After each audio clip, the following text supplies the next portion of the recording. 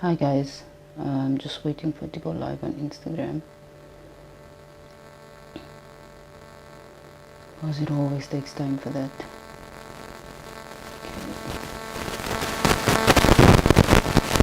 Hi, good evening, happy Sunday. I believe it's the 21st of April.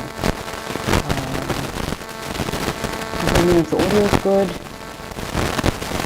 because I'm alone in the room tonight, so I can't really check the audio on my end. Let's see, I'm saying a little bit, yeah. Hope you guys are having a good Sunday. That April is tweeting well. Just give me a thumbs up if the audio is good. I'm gonna start off tonight by, like I always do, I live in a noisy place, so if there's furniture moving around and noises next door, I am very sorry.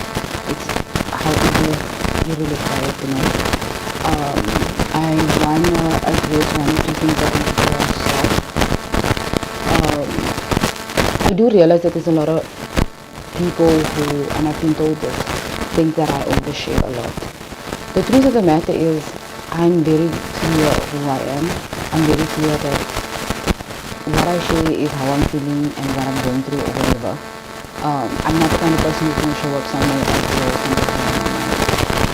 I tend to really ruminate on something and have these conversations about stuff that I don't necessarily think of private matters. For me, private matters are confusing because there's a difference between a private matter and a secret. So, a lot of the things that are happening are private matters that I don't discuss in private platforms. But there's some things that affect other people that I do discuss. And because really what I'm doing right now is so important to me, I felt like sharing this afternoon was something important to me. The other thing I want to also address is a lot of what I'm talking about I've dealt with, like go through, work through, done all the work on my own. Does it sound bad? I've got bad stuff to come to. Okay, give me a second, let me fix it. I think, let me fix it for a minute.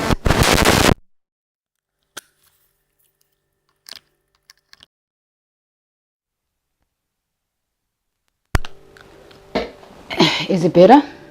Tell me if it's better. Let me hear. Sorry, it took me a while to look.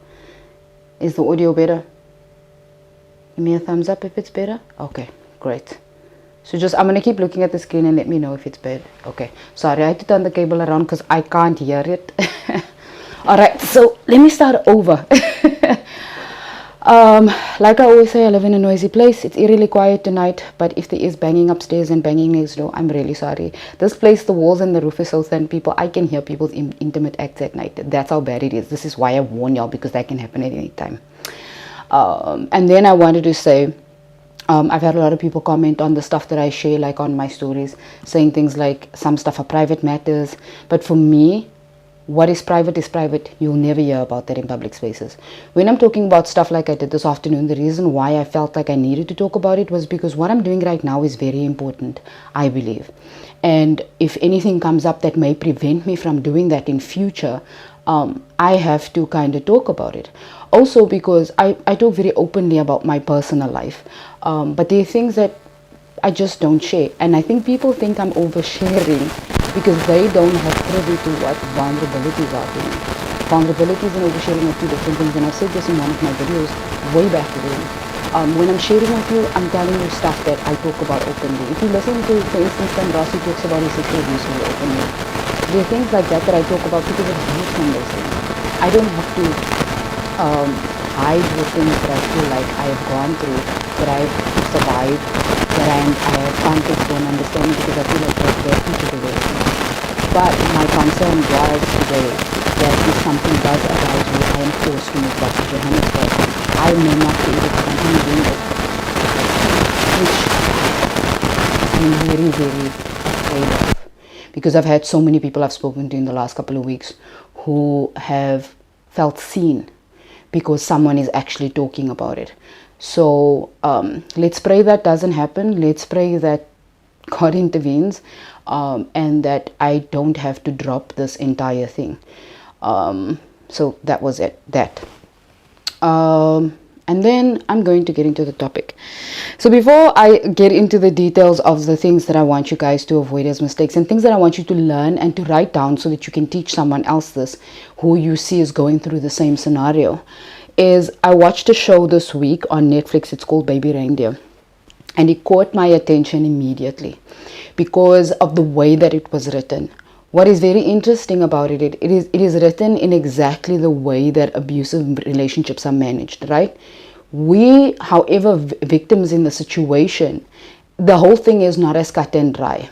This is why it's so confusing to people who have no privy to what actually happened behind the scenes. Because without knowing it, the victims are actually indulging and encouraging the abusers to continue the abuse in subtle ways, but also because they have lacks and insecurities that they are trying to fulfill through these relationships and keep playing into this game in order to get certain types of validation from the person they deem to be their partner. I want you to watch that show because it's about stalking. I'm not going to go into too much detail about it, but you will see the victim in the situation also playing into the stalkers' insecurities and also their empathy being used against them.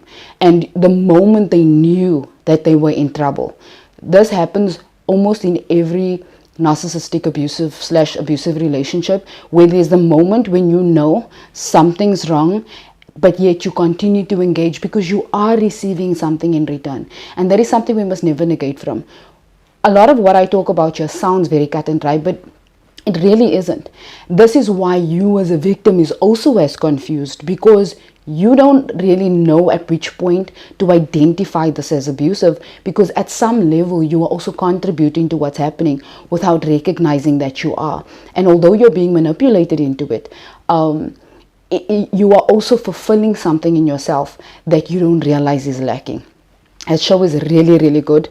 I think I binge watched it all at one time. And I've never seen a show that actually really covered the nuances of someone's experience in this light before, and how complex it can become, and how we don't realize how we get caught into the intricacies of these relationships, right?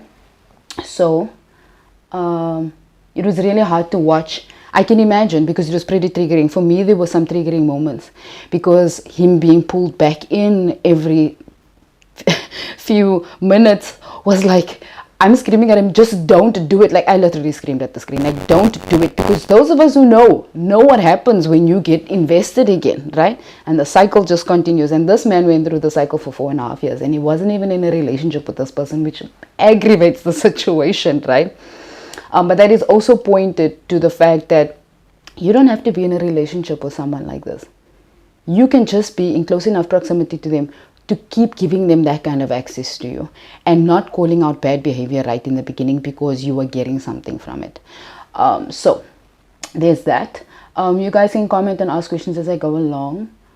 Oh no, I did repeat everything I said. Okay, cool. So I want to talk about mistakes that I made, and I'm going to talk about mistakes from right in the beginning. I mentioned one of them in this Baby Reindeer thing. The first mistake that I made was knowing that I wasn't completely in sync. And I'm going to focus on myself here.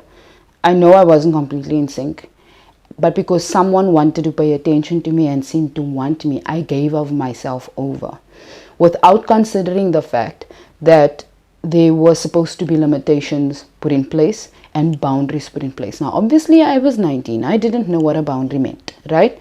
If I had understood what boundaries were, and I had some sort of understanding of who I was holistically, even at that age, I may have put certain boundaries in place early that were like, these are my expectations. This is what I want to get. This is what I don't want.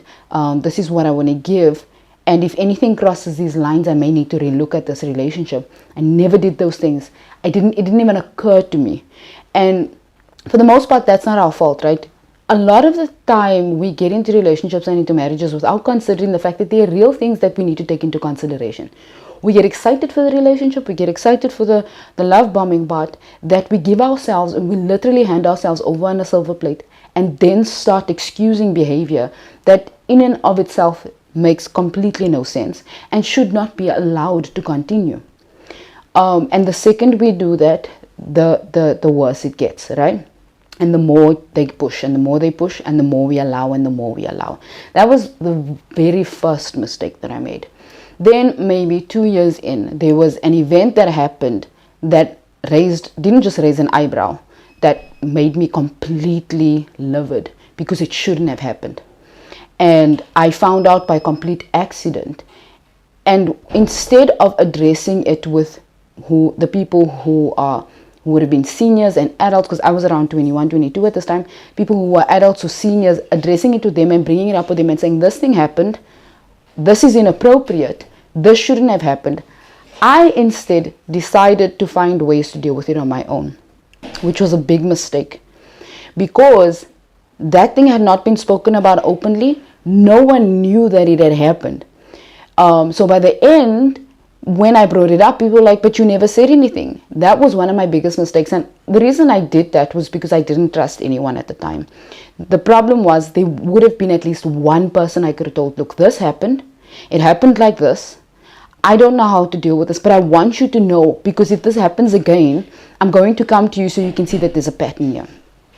That happened. I lost it. And instead of me finding the advice and the support that I needed at the time, I didn't necessarily let it go, but instead of me speaking to the right people, that story got turned around and I was then deemed a harmful person because of what this person had done. First, so the second something like that happens, you need to find a safe person to communicate with so that you at least have a track record of behavior that don't make sense and that shouldn't be happening. Right. Then I'm going to come towards the end. So I've said this in YouTube videos, I think 2 or 3 years ago. I outed myself essentially because I was trying to take control of the narrative in my life. But I don't believe much of the people here know this. And I'm very honest about this with people, especially when I'm talking at events. I speak about this because I cannot make myself 100% of the victim in every scenario of my life. And we need to be really realistic with the fact that we know who the abusers are, we know who the victims are, but the victims are not completely innocent at all times, right? We do things that perpetuate this behavior in some instances, and a lot of the time we're not doing it to try and do wrong by our perpetrators, but what we're actually trying to do is get our perpetrators' attention so that they can love bomb us again and become the people that we fell in love with initially. We're not doing this to be ill-intended or to look for attention. So I did have an extramarital affair towards the end of my marriage, and I paid for it royally. Oh my God, I paid for it royally in every possible way. And the only reason I did it at the time was because I felt like I needed some external validation that I wasn't getting inside my marriage. I'm not right. I was never right for making that decision. I will never be right for making that decision. And no matter how I try and swing it, that doesn't make, there's no excuse for the behavior, right? However, I need to also add the fact that I knew exactly why it was happening. And it was the only way I felt at the time that my abuser was going to give me attention. I'm begging you. It's so easy to fall into that trap when you feel neglected. It is very easy to fall into that trap when you feel neglected. And the funny thing about that is, the second the neglect starts, then these people show up out of the blue. Guys, we are humans. We are not God. We can't avoid these things from happening to us. What we can do is make decisions in the moment that are not based on our emotions, our trauma, and our own neglect. I unfortunately was stupid. I'm going to say that 5 times. I was very stupid and gave into the need for attention and the need for validation and made a fatal mistake, right? Don't do it. Just like, there's no way I can put this to you in plain English.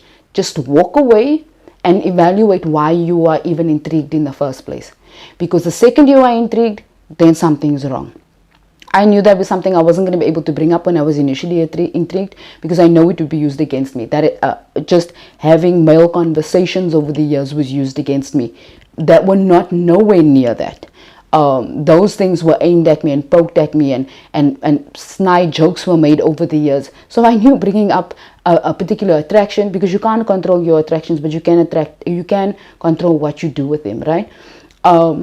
Just bringing up an attraction would have blown up just that. But it also led me to make a fatal mistake, which I will have to repent for the rest of my life, in my opinion. Okay, then we come to the parts that I think are most important. For most of us, women, they always say when someone's leaving a relationship, they usually know way beforehand, which is true. The mistake those of us who think we are educated make is we become arrogant. That was a very big mistake that I made. Never become arrogant thinking you know everything, because the first thing is you don't know exactly how this is going to play out for you. Number two, trying to act as though you've got control of the narrative is literally fooling yourself. You must remember, this person has understood, studied, and evaluated you, your behavior, your movements, the way you talk, and everything you think over years. You have become their subject and their student. There's no way you're going to think for a second you can become arrogant enough to be able to control the narrative, especially when you want to leave. My first mistake was in that area was right in the beginning, because of all this education that I was getting, understanding narcissism, understanding the behavior, observing the behavior, getting close enough to get the nuances of how this would go this way, and if I did this, then this would do that, then that would do that. If I said this, then this was the reaction that I got. I assumed I knew how things would play out. You never know. And I watched a video that Dr. Ramani spoke about. Don't ever assume that they're going to become reasonable. I literally ignored her. Word for word, I was like, no, it will never get that bad. How did I regret that decision? Because what I didn't realize was what she was talking about actually played out word for word. So when I'm talking about arrogance, we talk, so when you do a study on narcissistic personalities and you want to get out of the relationship or you're out of the relationship, we talk about grey rocking. And grey rocking essentially means, in layman's terms, that you are not communicating emotions and validating them or anything. What you're doing is talking logistics, so children, house, finances, those things, and keeping yourself distant from them emotionally enough so you don't keep getting sucked in. The problem with that is the second you start to do that while you're in the relationship, they know, because narcissistic people are waiting for the other shoe to drop, which is why they have already prepared for you to leave.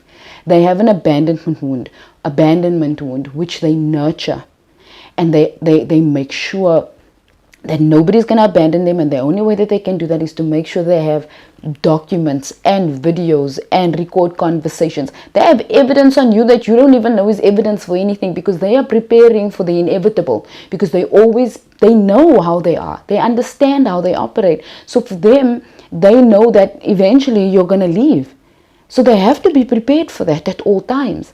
And if this is their second or third marriage or relationship, best you believe they are better prepared the second and third time than they were the first time, right? So when they tell you to grey rock, I really don't advise that you do that while you're still in the relationship, because they will immediately recognize that you no longer are interested and then try and love bomb you.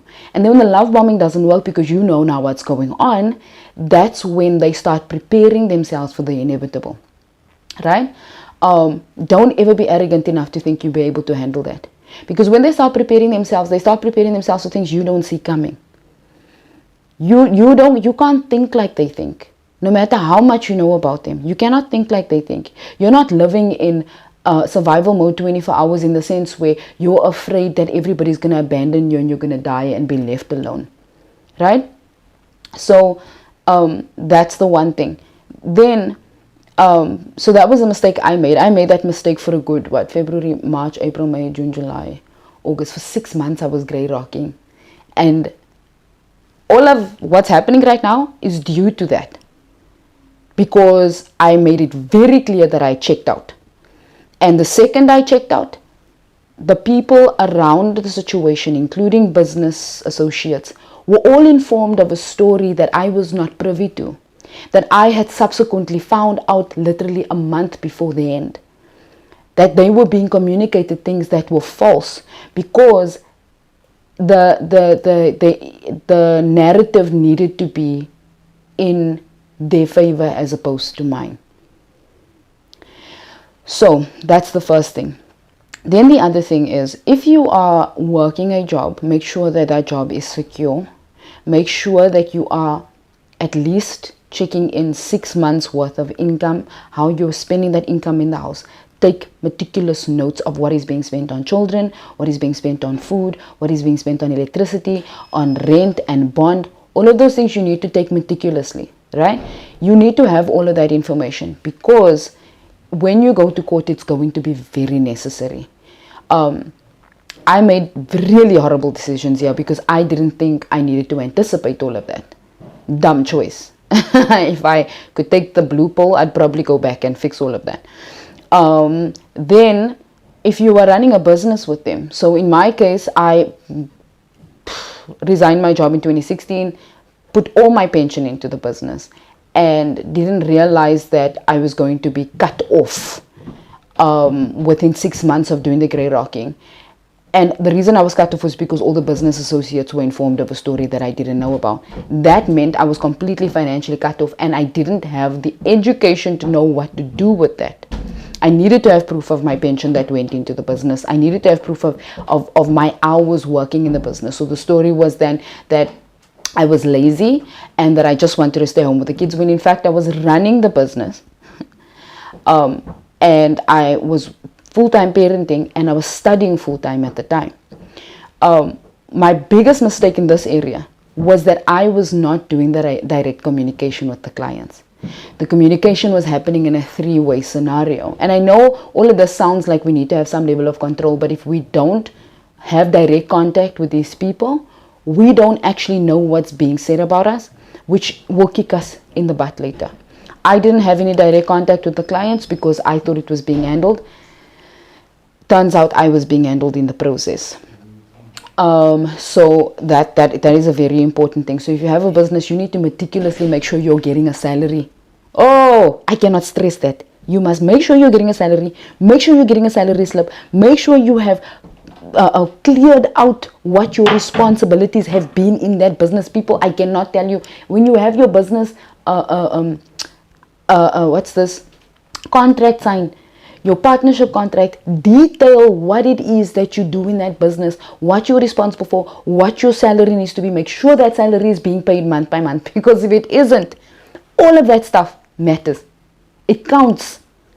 When you go to court and you don't have any of this stuff, you can't say anything, right? Then when it comes to attorneys, oh, please don't just go to any flimsy attorney. I've learned the hard way that an attorney will sell you anything as long as he thinks he has your business. He will sell you dreams. I sat in a meeting for 2 hours with an attorney telling me that I don't have to worry about my attorney fees because it was going to be paid for. Ended up going to divorce court and most of my court cases by myself, having to defend myself against an advocate who had half of the story, but he was getting paid because I didn't have a cent. Make sure you are scrutinizing who you speak to, and speak to an attorney as you're starting to set up all of the stuff to get out. Make sure you are setting yourself up with someone who understands what's going on, what that's going to cost you, and not selling you imaginary dreams to a future that may never come into fruition, because that's how you end up losing everything, right? Then one of the biggest things that I'm going to stress, and I know I don't necessarily play that out right now, but also because I don't advocate anybody be me. I'm very, like I said in the beginning, I'm very open about my life. I don't do secrets. I actually cannot stand them. But I did make fatal flaws when it came to online and social media. So right after things started blowing up, I posted a video on TikTok of my son being beaten. and the video blew up within 24 hours. In hindsight, I probably shouldn't have done it, because it put my child in a bad light. It exposed things that most people who knew us didn't know was happening in private.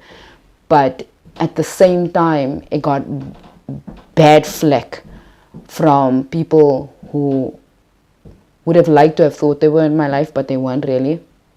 I got a lot of criticism from them. The only reason I did it was out of desperation. We had no food. I couldn't feed the kids. The electricity I couldn't pay. I was financially cut off, and I literally was so desperate I didn't know what else to do. Desperation will make you do a lot of emotional and stupid things.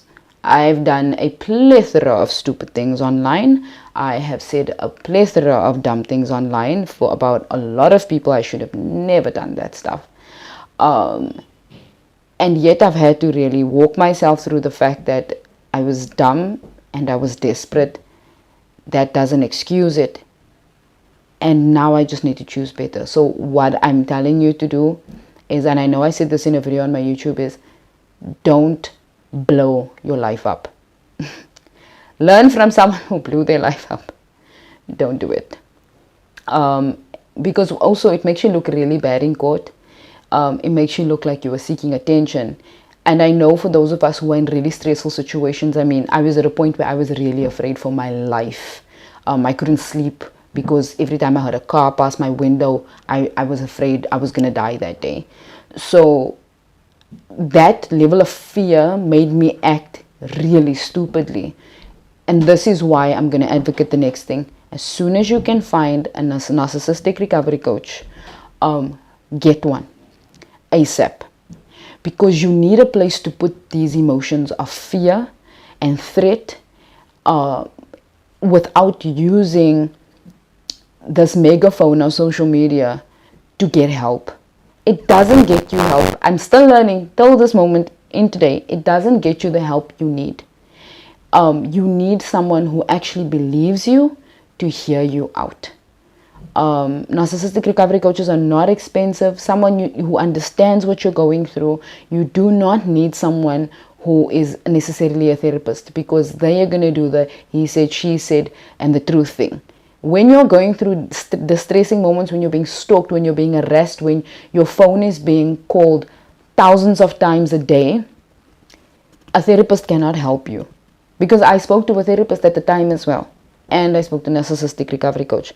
The narcissistic recovery coach's first thing was, I believe you. And that helped a ton. I couldn't afford it for more than 2 or 3 sessions, but just that helped enough. But just don't go on social media. People are going to judge you for that. Because when you keep quiet, I mean, you're groomed in these relationships to keep quiet about the happenings in the home.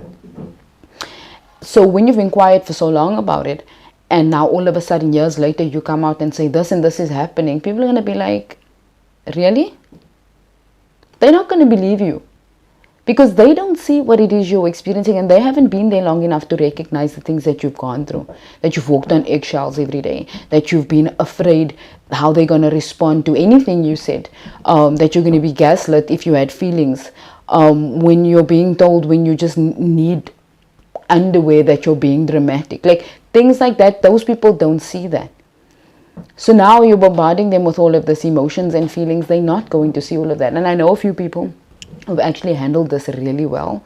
And they had the kind of financial standing and whatever that helped them move through this without having to take out a megaphone. Because I know how difficult it can be when you feel like you have no support and you literally cannot do anything. But I still advise against it, right? I just want to see. Oh no, there's no pain here. This is a lot of processing. Sorry, I'm just reading some of the comments. The grey rocking seems inevitable if you are living in the same home and you want to create distance. The problem is doing it. I know it makes sense when you think you're in the same home, but it doesn't, because it kind of gets them battle ready. You are essentially, and I don't mean to put it this way, but this is the only way that I can think of it. If you're in a war and you there's satellites, right? And you're pulling back and getting all of your bombs and things together, and your enemy can see on the satellite that you're getting bombs together. They are going to prepare themselves. just as well, if not better, as you are. Like, you are setting yourself up for destruction if you're grey rocking while you're in the relationship. If there's a physical distance, fine. Because then they don't have privy to everything you do, but they will check in on everything you do. Your phone will be checked. Your phone will be checked to make sure that you are not reaching out to other people. In the grey rocking period, you are accused of all sorts of things, of cheating, of stealing money, of communicating with people without them. You are accused of all sorts of things because they are trying to suss out why you are pulling back. That's why I don't advise it while you're in the relationship. It can get pretty dangerous pretty fast, and if they are violent, it's not going to serve you. Okay, so I'm going to get back to the list. Then one of the, I think the main things, and this we need to balance this one out. I do believe if you can get out sooner rather than later with all of that support in place, do it. Do it, get out ASAP. Right? If you're sure you got all those supports in place, don't be arrogant and think you got everything in place and you haven't checked. Make sure if you've got everything in place to leave safely, you're supported, you have your financial backing, you've got everything that you need, get out. Don't wait around because they're not going to change. Waiting around is going to waste your own time. What did I want to say? Oh, and the reason I'm saying that is if it's a marriage situation. The reason I'm saying get out as soon as possible is because these divorces tend to drag on for years and years and years and years. As long as they can keep you active and give you attention, and you can give them attention, they will continue to seek for that attention. So as soon as you can get out, you cut it off. Don't fight for curtains. Please don't fight for curtains. Like, if you can let it go, let it go. Don't hold on to things that are not going to matter at the end of the day, right? But don't do it at your own expense. So this is where the balance is.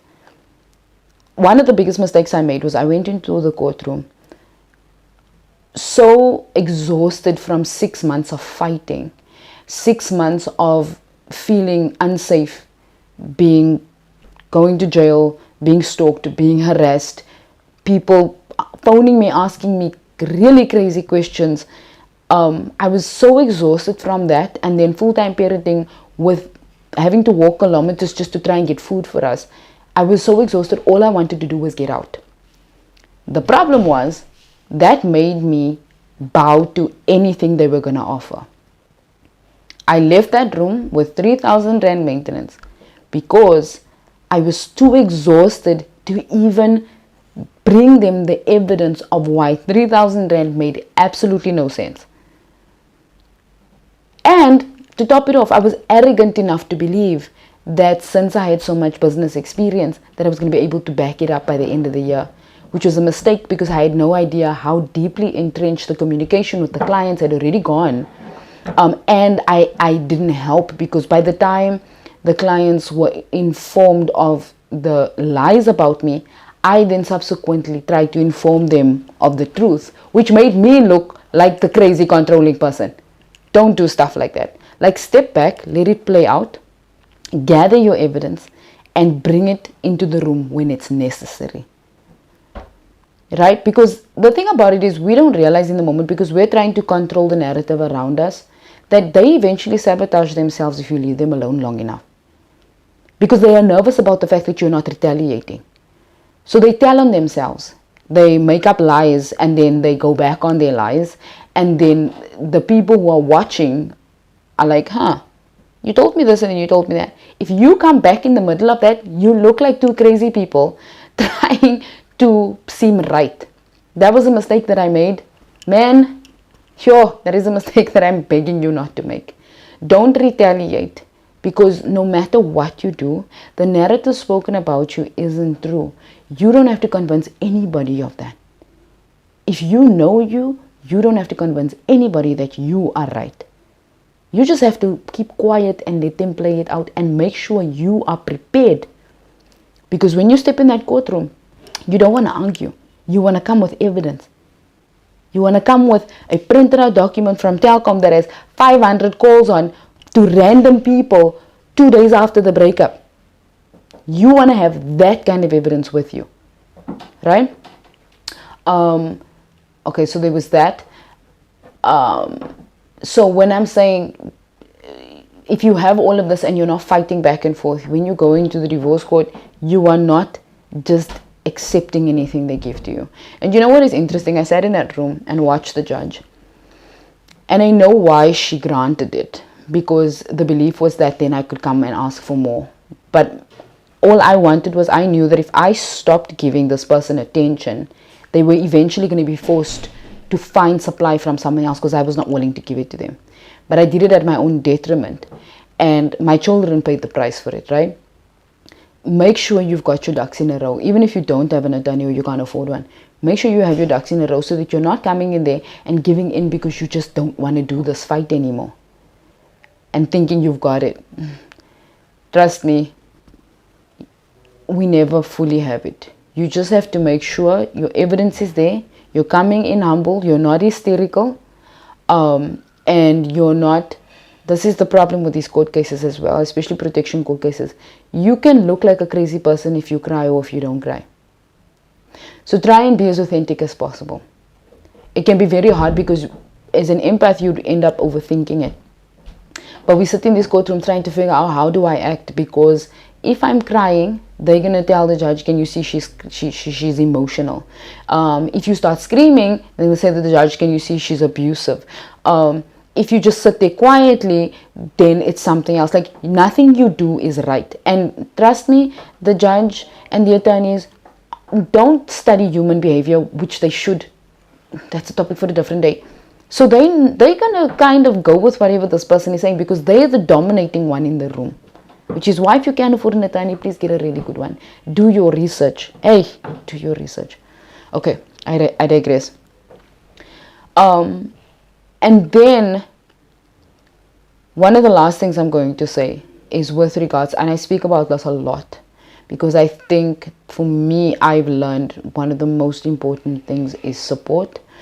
And this goes back to the doing stuff on social media and telling everybody what's going on and just going on a rampage because nobody's listening to you.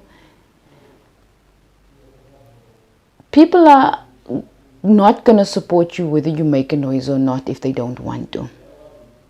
And we have to stop putting ourselves in positions where we believe because people have these kind of relationships, or we have blood connections with them, that they are supposed to show up for us in a particular way. That doesn't happen, and it's a fallacy, and I hate it. I hate that it's true. I hate that it's true that we cannot rely on everybody we should rely on. That this idea of how a family should look is something that we are fed so often that when it doesn't happen, it's actually much more devastating than the hell we go through with these people. We need to wake up to the fact that people who end up having that level of support are actually very blessed, but that doesn't happen for everyone. So that's why this going on a rampage on social media doesn't help, because what it does is the people who are already not going to support you now feel like they have permission to tell the people who were going to support you why you don't deserve help. And then you shot yourself in the foot way before you needed that support. That's why through the process of preparing to leave, establish those relationships, establish those friendships. Even if you have to give them little bits of details of this is happening at home, that is happening at home, so that you have more credibility with these people when things do go down. Because if you look like the crazy person online, you're generally deemed the crazy person online. And then people think you are making things up for attention. And they already, people already don't listen to us. To have that added on top of it, people just step away from supporting you altogether. Because they're like, okay, I don't want to have to deal with your crazy. On top of everything he's saying. And you now, the whole time you haven't said anything about what's going on. Like, you kind of need to set yourself up for the support that you're going to need. Because it's one of the arrogant things that we must never do. Before I finish, is believe that we can do this on our own, because we can't. It's an impossibility. There's no way you're going to have to be able to go through this on your own, especially if you have children. You need emotional support. you need physical support sometimes, and without physical, emotional, and financial support, you end up like me. Don't be like me. So make sure you are establishing those relationships before you decide to leave. Make sure they are solid. Make sure you can be vulnerable with those people. You don't have to bombard them with full stories prior, but at least give them some context to what's happening here, what's happening there, when they did this to you, when they did this to you. Get their sense also of what they believe is abusive and what isn't abusive, because you must remember, especially as non-white people, we grow up in environments that are violent generally. So we are so adapt to violence that if you tell someone your partner hit you, they may say, those are not your people. Because they are not going to stand with you when you are going through the depths of it. Because as far as they're concerned, they don't see that as abusive. They have normalized the level of violence. That's why you need to establish your relationships, invest in the people who kind of see aligned with your beliefs of what the world looks like. And then the last thing I want to say is, you are not blowing it out of proportion. We are often told that we are blowing abuse out of proportion to normalize the abuse in order to make the abuser acceptable to society, I guess. One of the mistakes you must never do is become comfortable with telling yourself you're blowing the stuff out of proportion. Because the more you teach yourself that, the more you're going to put up with, especially when things end, because it gets progressively worse if they don't have a new person. If they leave you and have a new person to go to, generally it goes much smoother because they just want to get out of it, right? But if they don't, and you activate that abandonment wound, it is very easy to convince yourself that you're blowing things out of proportion. And that actually gives them more leverage. So yeah, I think I've covered most of everything. Just trying to go over it again. Is there any specific questions before I end? On anything that maybe you guys want to know? I keep saying I know people don't like to ask questions on these things because then everybody's going to see. I might put on that hiding link thing if I can get my phone to work, so the people can ask questions that I can answer maybe in a Q&A for next week. But if there are no questions, then I am going to end this live. I hope you guys have a good week. Let me just see if there's anything else. Your videos helps a lot of people like me coming out of abuse relationships. I walked away. Our daughter is almost 2. I walked away and he came back saying he wants us back. I rejected him and he hasn't once come to see his child. Yeah, no, he will cut the child off. One of the things that I want you guys to realize is that a child who can see a narcissist for who he is will be cut off from them. They do not want to feed, house, take care of a child who can see them. So they will highly neglect the child, financially neglect the child. And if younger children, they use as pawns. They will use that child to negotiate with you, to fight with you, to get your attention. They'll do stuff to that child to get narcissistic supply out of you. But once the child is old enough to recognize what's going on, then they usually completely discard the child. And I mean completely. Don't talk to them, don't even address them, pretend that they don't exist. And then what they do is, the children that do still want the relationship with them, they love bomb and give that child extra attention and give them all of these things. And it's at the way to stab at the child that they've completely discarded. And for all children, that is harmful, right? It is very harmful because the child who is discarded already feels rejected by this parent without the understanding of why. They just know that the parent is not treating them like a parent should. That is just on that. But I think, yeah, I think we pretty much covered anything. I don't see any more questions. Yeah, I hope you guys have a good Sunday evening, and I'll check in with you guys in the week.